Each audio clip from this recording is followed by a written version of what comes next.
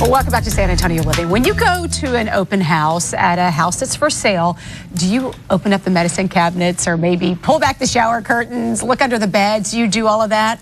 I have to say that I have done that in my lifetime.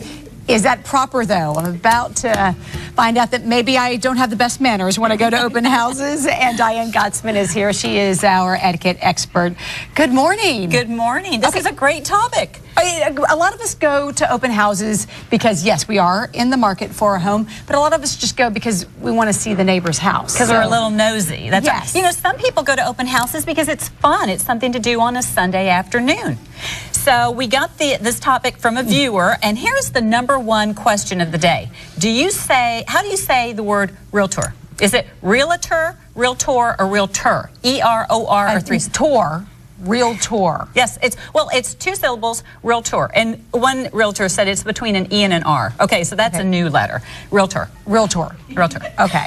We could be talking about this for the What about just real estate agent? I like that one better. Okay. All right, but this is a big issue because every weekend people open their homes to strangers in hopes of selling their home. So there are some rules we should abide by. And rule #1, sign in. If you're going to go visit a home, sign the registry. You know, you wouldn't want a stranger walking through your home. Neither do the realtors. They want to know who's going through the bathroom and looking behind the shower.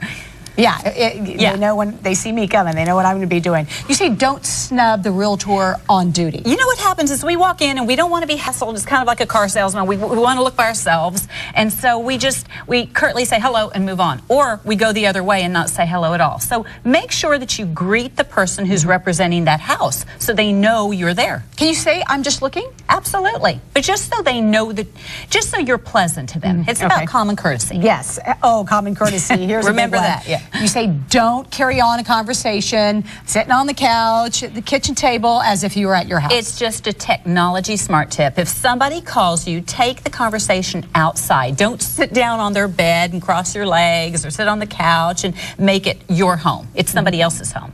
I'm actually very respectful when I go to open houses, by the way. I believe you. I believe you. I know my mom's watching. She's like, I raised you differently. And you say be respectful of homeowners' property. You know, we bring our children in, and this is a pet peeve. And all of a sudden, the kids are running up and down, and they're opening up the cabinets, and they're outside on the trampoline. So rein in your children. Watch them. You know, it's not a play yard. Oh, this is a biggie, because I know when my house was for sale last time, this kind of bothered me, is just people looking at your personal stuff. Like you have maybe pictures of you and your child when the child was a baby, and that's very personal. Yes, and one of the common questions, are they getting a divorce? Is that really his child? You know, all of these crazy questions that people ask. So, you know, the pictures are there. You can glance. I mean, they're there, but don't pick them up and don't take a plate and turn it around to see how much it costs. And, you know, be respectful. Okay. Don't try on their shoes. Well, here's another tip you say. Don't be too eager. What do you mean by that? It's similar to buying a car, except a bigger purchase. You don't want to act like you're all excited. You know, your wife's going to be poking you on the side. You know, you want to be able to negotiate. So you want to have a poker face. Okay. Also, you say do leave the home if you are the homeowner having the open house. If you have secured a realtor, then let them do their job. So don't go with, you know, if they're showing the home for you, you don't want to take over and give the tour. Let them do their job, and you go to a restaurant or go shopping or get out of the house. But what's the harm of just pretending like maybe you are there looking at the house as well? Oh, incognito. You know, you can be incognito, but she won't be able to zip. You know, most people won't be able to zip. That's true. Another thing you say is don't critique the property in front of the open house guests. Yeah, you don't want it. Well, why can't you be honest? You can be honest with your realtor, or you can talk to your friend or whoever you're with. But if you start criticizing and there's all kinds of other people there, it's you know, it's just not courteous. You know, everybody can make their the foundation is cracked, and look at this. Or I would have never painted that room that color. I wouldn't pay that much for this dump.